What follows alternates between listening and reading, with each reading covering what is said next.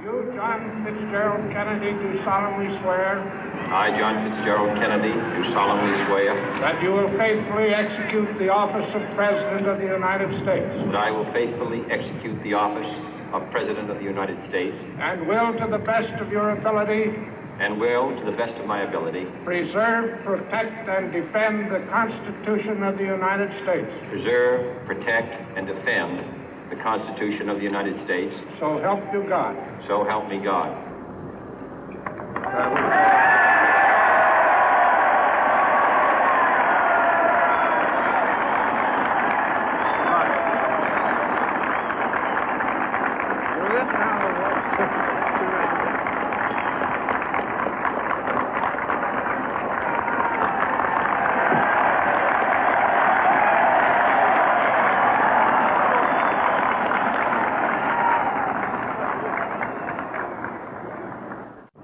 Vice President Johnson, Mr. Speaker, Mr. Chief Justice, President Eisenhower, Vice President Nixon, President Truman, Reverend clergy, fellow citizens.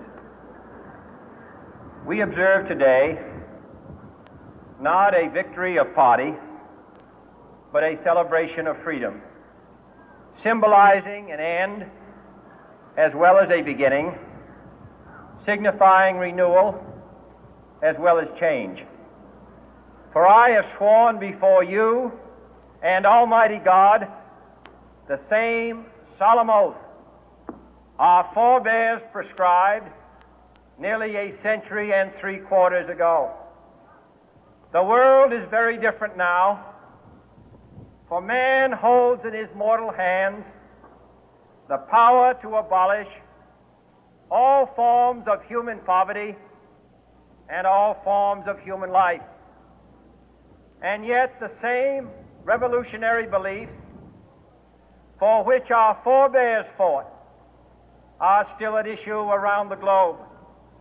The belief that the rights of man come not from the generosity of the state, but from the hand of God. We dare not forget today that we are the heirs of that first revolution. Let the word go forth from this time and place to friend and foe alike that the torch has been passed to a new generation of Americans born in this century, tempered by war, disciplined by a hard and bitter peace, proud of our ancient heritage, and unwilling to witness or permit the slow undoing of those human rights to which this nation has always been committed and to which we are committed today at home and around the world.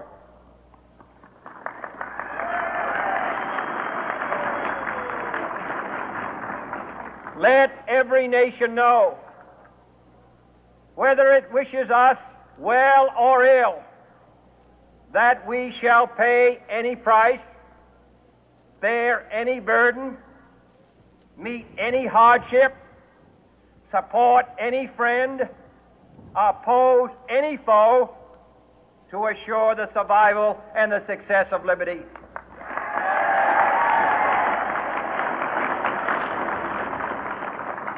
This much we pledge and more.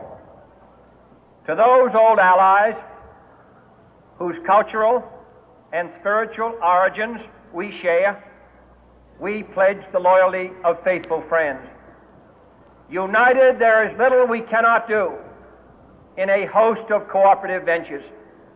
Divided, there is little we can do, for we dare not meet a powerful challenge at odds and split asunder. To those new states whom we welcome to the ranks of the free, we pledge our word that one form of colonial control shall not have passed away, merely to be replaced by a far more iron tyranny.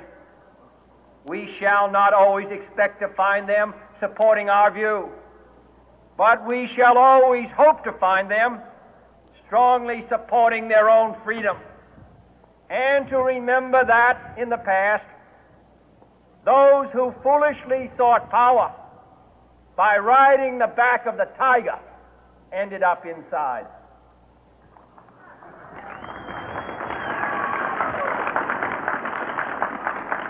To those people in the huts and villages of half the globe struggling to break the bonds of mass misery, we pledge our best efforts to help them help themselves for whatever period is required, not because the communists may be doing it, not because we seek their votes, but because it is right.